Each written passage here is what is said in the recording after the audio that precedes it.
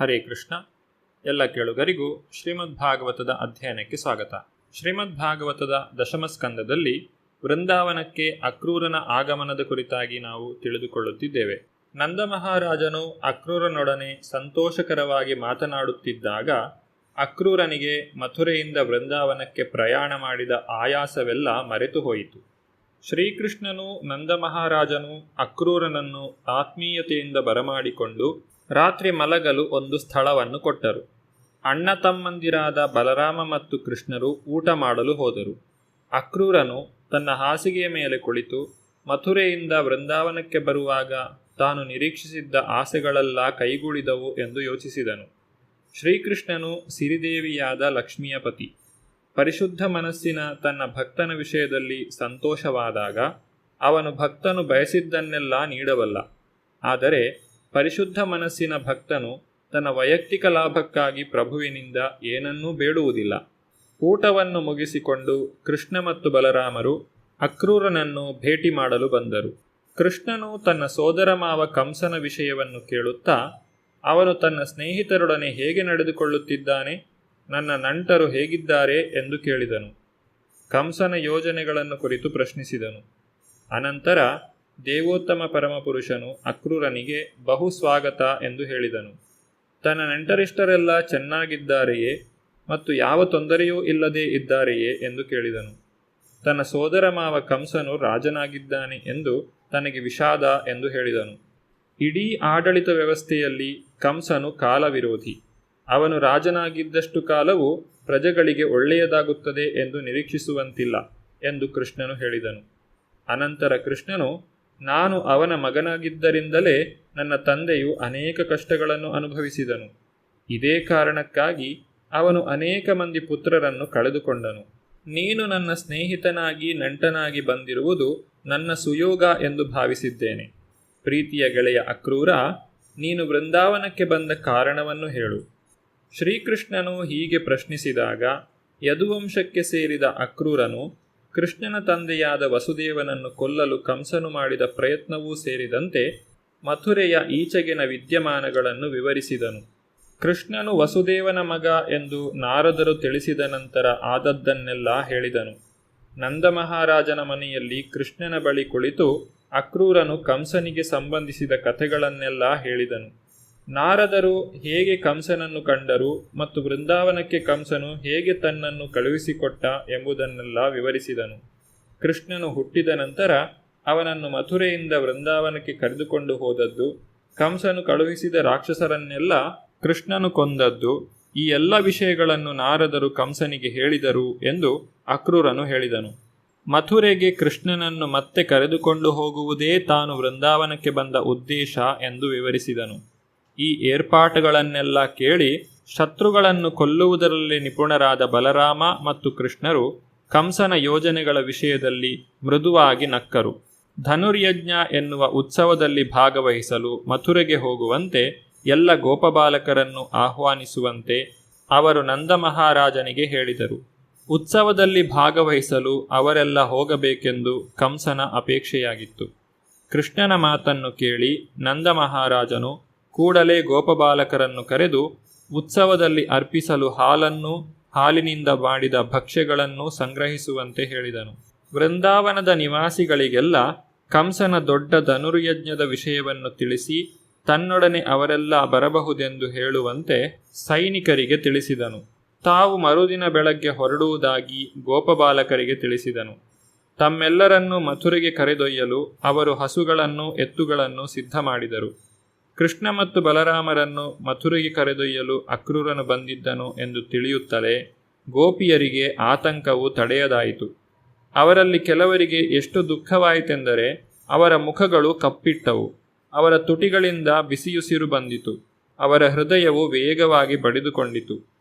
ಕೃಷ್ಣ ಮತ್ತು ಬಲರಾಮರು ಮಥುರೆಗೆ ಹೊರಡುತ್ತಿದ್ದಾರೆ ಎನ್ನುವ ಸುದ್ದಿಯನ್ನು ಕೇಳಿ ಮನೆಗೆಲಸಗಳಲ್ಲಿ ನಿರತರಾಗಿದ್ದ ಇತರರು ಕೂಡಲೇ ಸಾವಿಗೊಳಗಾಗಿ ಈ ಪ್ರಪಂಚವನ್ನು ಬಿಡಬೇಕೆಂದು ಆಜ್ಞೆಯನ್ನು ಪಡೆದವರಂತೆ ತಾವು ಎಲ್ಲವನ್ನೂ ಮರೆತವರಂತೆ ಕೆಲಸಗಳನ್ನು ನಿಲ್ಲಿಸಿಬಿಟ್ಟರು. ಕೃಷ್ಣನ ವಿರಹವನ್ನು ತಡೆಯಲಾರದೆ ಇತರರು ಮೂರ್ಛೆ ಹೋದರು. ಅವನ ಮೋಹಕ ಮಾತುಗಳನ್ನು ಸ್ಮರಿಸಿಕೊಂಡು ಗೋಪಿಯರು ದುಃಖದಿಂದ ಕಂಗೆಟ್ಟರು. ಕೃಷ್ಣನನ್ನು ಬಹು ಸ್ವಲ್ಪ ಕಾಲದಲ್ಲಿ ಅಗಲಬೇಕೆಂಬುದನ್ನು ಯೋಚಿಸುತ್ತಾ ಅವರು ಭಾರವಾದ ಹೃದಯಗಳಿಂದ ಒಂದೆಡೆ ಸೇರಿದರು. ಕೃಷ್ಣನ ಯೋಚನೆಯಲ್ಲಿಯೇ ತನ್ಮಯರಾದ ಅವರ ಕಣ್ಣುಗಳಿಂದ ಹನಿಗಳು ಉದುರಿದವು. ಅವರು ಹೀಗೆ ಮಾತನಾಡಿಕೊಳ್ಳಲು ಪ್ರಾರಂಭಿಸಿದರು. ಓ ದೇವರೇ, ನೀನೆಷ್ಟು ಕ್ರೂರ! ಇತರರಿಗೆ ಕರುಣೆ ತೋರುವುದು ಹೇಗೆ ಎನ್ನುವುದು ನಿನಗೆ ತಿಳಿದಿಲ್ಲ ಎಂದು ಕಾಣುತ್ತದೆ. ನಿನ್ನಿಂದಾಗಿ ಸ್ನೇಹಿತರು ಪರಸ್ಪರ ಸಂಪರ್ಕಿಸುತ್ತಾರೆ, ಆದರೆ ಅವರ ಆಸೆಗಳನ್ನು ಪೂರೈಸದೆ ನೀನು ಅವರನ್ನು ಬೇರ್ಪಡಿಸುತ್ತಿ. ಇದು ಮಕ್ಕಳ ಅರ್ಥವಿಲ್ಲದ ಆಟದಂತೆ. ಶ್ರೀಕೃಷ್ಣನ ನೀಲಿ ಛಾಯೆಯ ಗುಂಗುರು ಕೂದಲು ಅವನ ವಿಶಾಲವಾದ ಹಣೆಯನ್ನು ನಾಸಿಕವನ್ನು ಸುಂದರಗೊಳಿಸುತ್ತದೆ. ಈ ಭೌತಿಕ ಜಗತ್ತಿನ ಎಲ್ಲ ಘರ್ಷಣೆಯನ್ನು ಕಡಿಮೆ ಮಾಡಲು ಅವನು ಸದಾ ನಸುನಗುತ್ತಿರುತ್ತಾನೆ. ಇಂತಹವನನ್ನು ನಮಗೆ ತೋರಿಸಿ ನಮ್ಮಿಂದ ಅವನನ್ನು ದೂರ ಮಾಡುವುದು ಸಹಿಸಲಾಗದ ಸಂಗತಿ. ಓ ವಿಧಿಯೇ, ನೀನು ಎಷ್ಟು ಕ್ರೂರಿ! ಚಕಿತಗೊಳಿಸುವಂತಹ ಸಂಗತಿಯೆಂದರೆ ನೀನು ಈಗ ಅಕ್ರೂರನಾಗಿ ಕಾಣಿಸಿಕೊಂಡಿದ್ದೀಯೆ. ಹಾಗೆಂದರೆ ಕ್ರೂರಿಯಲ್ಲ ಎಂದರ್ಥ. ಮೊದಲು ನಾವು ಕೃಷ್ಣನ ಸುಂದರ ಮುಖವನ್ನು ಕಾಣಲು ನಮಗೆ ಈ ಕಣ್ಣುಗಳನ್ನು ಕೊಟ್ಟೆ. ನಿನ್ನ ಕಲಾಕೌಶಲವನ್ನು ಮೆಚ್ಚಿಕೊಂಡೆವು. ಆದರೆ ಈಗ ಮೂರ್ಖ ಪ್ರಾಣಿಯಂತೆ ನಾವು ಇಲ್ಲಿ ಕೃಷ್ಣನನ್ನು ಮತ್ತೆ ಕಾಣದಂತೆ ನಮ್ಮ ಕಣ್ಣುಗಳನ್ನು ಕಿತ್ತುಕೊಳ್ಳಲು ಪ್ರಯತ್ನಿಸುತ್ತಿದ್ದೀಯೆ. ಗೋಪಿಯರು ಮಥುರೆಯಲ್ಲಿ ನಡೆಯುವ ಮಹಾ ಉತ್ಸವಗಳನ್ನು ಕಲ್ಪಿಸಿಕೊಳ್ಳಲು ಪ್ರಾರಂಭಿಸಿದರು. ಮಥುರಾ ನಗರದಲ್ಲಿ ದಶಾರ್ಹ, ಭೋಜ, ಅಂಧಕ ಮತ್ತು ಸಾತ್ವತ ಎಂಬ ಸಮುದಾಯಗಳಿದ್ದವು. ಈ ಎಲ್ಲ ಸಮುದಾಯಗಳು ಕೃಷ್ಣನು ಅವತರಿಸಿದ ಯದುವಂಶದ ಬೇರೆ ಬೇರೆ ಶಾಖೆಗಳು. ಆ ಸಮುದಾಯದವರು ಕೃಷ್ಣನ ಆಗಮನವನ್ನು ನಿರೀಕ್ಷಿಸುತ್ತಿದ್ದರು. ಭಾಗ್ಯಲಕ್ಷ್ಮಿಗೆ ನೆಲೆಯೂ ಎಲ್ಲ ಸಂತೋಷದ ಮತ್ತು ದಿವ್ಯ ಗುಣಗಳ ಆಗರವೂ ಆದ ಕೃಷ್ಣನು ಮಥುರಾ ನಗರಕ್ಕೆ ಬರುವನೆಂದು ಆಗಲೇ ತಿಳಿದಿತ್ತು. ಅನಂತರ ಗೋಪಿಯರು ಅಕ್ರೂರನ ಚಟುವಟಿಕೆಗಳನ್ನು ದೂಷಿಸಲು ಪ್ರಾರಂಭಿಸಿದರು. ತಮಗೆ ಅತ್ಯಂತ ಪ್ರಿಯರಾದವರಿಗಿಂತ ಪ್ರಿಯನೂ ನಮ್ಮ ಕಣ್ಣುಗಳಿಗೆ ಹಬ್ಬವೂ ಆದ ಕೃಷ್ಣನನ್ನು ಕರೆದುಕೊಂಡು ಹೋಗುತ್ತಾನೆ ಎಂದರು. ಅಕ್ರೂರನು ತಮಗೆ ತಿಳಿಸದೆ ಅಥವಾ ತಮಗೆ ಸಮಾಧಾನ ಮಾಡದೆ ಕೃಷ್ಣನನ್ನು ಕರೆದುಕೊಂಡು ಹೋಗುತ್ತಿದ್ದಾನೆ ಎಂದು ಆಕ್ಷೇಪಿಸಿದರು. ಅಕ್ರೂರನು ಇಷ್ಟು ಕ್ರೂರನಾಗಿರಬಾರದಾಗಿತ್ತು. ತಮ್ಮ ವಿಷಯದಲ್ಲಿ ಅನುಕಂಪ ತೋರಬೇಕಾಗಿತ್ತು.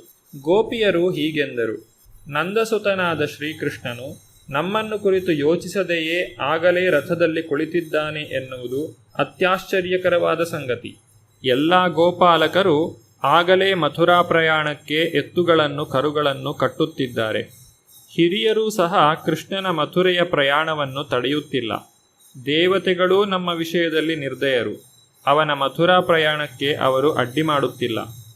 ಪ್ರಚಂಡ ಬಿರುಗಾಳಿ ಅಥವಾ ಧಾರಾಕಾರವಾದ ಮಳೆ ಇಂತಹ ನಿಸರ್ಗದ ಪ್ರಕ್ಷುಬ್ಧತೆಯನ್ನು ಉಂಟು ಮಾಡಿ ಕೃಷ್ಣನು ಮಥುರೆಗೆ ಹೋಗದಂತೆ ಮಾಡಬೇಕೆಂದು ಗೋಪಿಯರು ದೇವತೆಗಳನ್ನು ಬೇಡಿಕೊಂಡರು.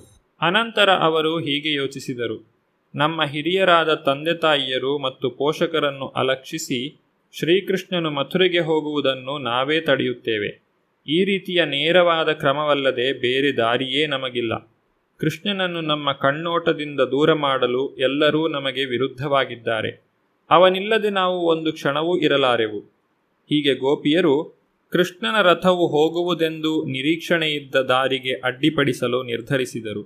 ಸೂರ್ಯೋದಯವಾಗುತ್ತಲೇ ಅಕ್ರೂರನು ಬೆಳಗಿನ ಸ್ನಾನವನ್ನು ಮುಗಿಸಿ ರಥವನ್ನೇರಿ ಕೃಷ್ಣ ಮತ್ತು ಬಲರಾಮರೊಂದಿಗೆ ಮಥುರೆಗೆ ಹೊರಟನು.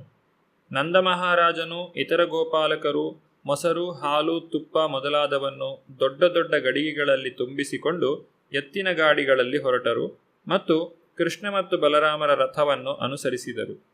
ದಾರಿಯನ್ನು ಅಡ್ಡಗಟ್ಟಬಾರದೆಂದು ಕೃಷ್ಣನು ಗೋಪಿಯರಿಗೆ ಹೇಳಿದರೂ ಗೋಪಿಯರೆಲ್ಲ ರಥವನ್ನು ಸುತ್ತುಗಟ್ಟಿ ದೈನ್ಯವಾದ ಕಣ್ಣುಗಳಿಂದ ಕೃಷ್ಣನನ್ನು ಕಾಣಲು ನಿಂತಿದ್ದರು. ಗೋಪಿಯರ ಸ್ಥಿತಿಯನ್ನು ನೋಡಿ ಕೃಷ್ಣನಿಗೆ ಮನಸ್ಸು ಕರಗಿತು. ಆದರೆ ಅವನು ಮಥುರೆಗೆ ಹೋಗಬೇಕೆಂದು ನಾರದರು ಆಗಲೇ ಹೇಳಿದ್ದರು. ಹೊರಡುವುದು ಅವನ ಕರ್ತವ್ಯವಾಗಿತ್ತು. ಆದ್ದರಿಂದ ಕೃಷ್ಣನು ಗೋಪಿಯರನ್ನು ಸಮಾಧಾನ ಮಾಡಿದನು. ತನ್ನ ಕಾರ್ಯವನ್ನು ಮುಗಿಸಿಕೊಂಡು ಬಹುಬೇಗ ಹಿಂದಿರುಗುತ್ತೇನೆ ಎಂದು ಹೇಳಿದನು. ಆದರೆ ಅವನು ಹೋಗಲು ಅವರು ಒಪ್ಪಲೇ ಇಲ್ಲ. ರಥವು ಪಶ್ಚಿಮ ದಿಕ್ಕಿಗೆ ಹೊರಟಿತು ಮತ್ತು ಅದು ಸಾಗಿ ಹೋದಂತೆ ಸಾಧ್ಯವಾದಷ್ಟು ದೂರವು ಗೋಪಿಯರ ಮನಸ್ಸುಗಳು ಅದನ್ನೇ ಹಿಂಬಾಲಿಸಿದವು. ರಥದ ಮೇಲಿನ ಧ್ವಜವು ಕಾಣುವಷ್ಟು ಕಾಲವು ಅದನ್ನು ನೋಡಿದರು. ಕಡೆಗೆ ದೂರದಲ್ಲಿ ರಥದ ಧೂಳು ಮಾತ್ರ ಅವರಿಗೆ ಕಂಡಿತು. ರಥವು ಸಂಪೂರ್ಣವಾಗಿ ಮರೆಯಾಗುವವರೆಗೆ ಗೋಪಿಯರು ಕದಲದೆ ಅಲ್ಲಿಯೇ ನಿಂತಿದ್ದರು. ಅವರು ಪಟದ ಚಿತ್ರಗಳಂತೆ ನಿಶ್ಚಲವಾಗಿ ನಿಂತಿದ್ದರು. ಕೃಷ್ಣನು ಬೇಗ ಹಿಂದಿರುಗುವುದಿಲ್ಲ ಎಂದು ಗೋಪಿಯರು ತೀರ್ಮಾನಿಸಿ ನಿರಾಸೆ ತುಂಬಿದ ಹೃದಯಗಳೊಂದಿಗೆ ತಮ್ಮ ತಮ್ಮ ಮನೆಗಳಿಗೆ ಹಿಂದಿರುಗಿದರು. ಮಥುರೆಗೆ ಪ್ರಯಾಣ ಬೆಳೆಸಿದ ಕೃಷ್ಣ ಬಲರಾಮರು ಮುಂದೆ ಏನು ಮಾಡಿದರು ಎಂಬುದನ್ನು ನಾವು ಮುಂದಿನ ಸಂಚಿಕೆಯಲ್ಲಿ ನೋಡೋಣ. ಧನ್ಯವಾದಗಳು. ಹರೇ ಕೃಷ್ಣ.